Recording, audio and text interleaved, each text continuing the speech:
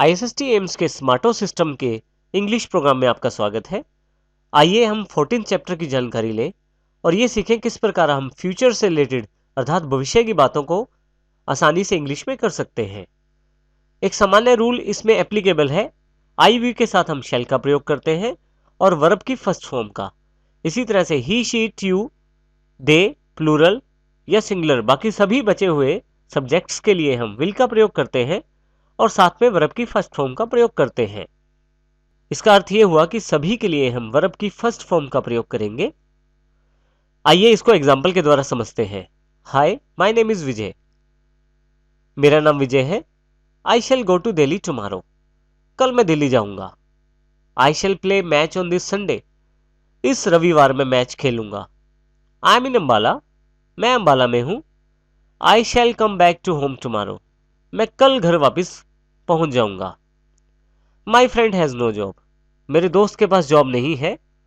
But he will get job in next month. परंतु वो अगले महीने में जॉब प्राप्त कर लेगा। He will take rest in this week. वह इस हफ्ते छुट्टी पर रहेगा। My exam will start in March. मेरे पेपर मार्च में शुरू होंगे। My friend will attend party tonight. मेरा दोस्त आज शाम पार्टी अटेंड करेगा। अब देखें किस प्रकार विल और शैल का प्रयोग करके साथ में फर्स्ट फॉर्म का प्रयोग करके हमने भविष्य की जानकारी दी। इस प्रकार हम इनको प्रयोग कर सकते हैं। आइए कुछ और एग्जांपल्स को समझ लेते हैं। यहाँ पे I shall go to Delhi. We shall go to Delhi. They will meet us in Yamunanagar. We will study in Delhi university. He will tell a lie. Satnam will come back by tomorrow. I shall play cricket. He will come back. India will play match. Doctor will give him medicine. अब देखिए किस प्रकार हम इनका प्रयोग कर सकते हैं फ्यूचर के जानकारियों को देने के लिए। हम नेगेटिव सेंटेंस भी बना सकते हैं। इसके लिए हम आई वी के साथ शैल, ही, शीट और बाकी बचे सभी सब्जेक्ट्स के लिए विल और साथ में नोट का प्रयोग करके फर्स्ट फॉर्म लगाकर साथ में भविष्य की जानकारी दे सकते हैं नेगेटिव में।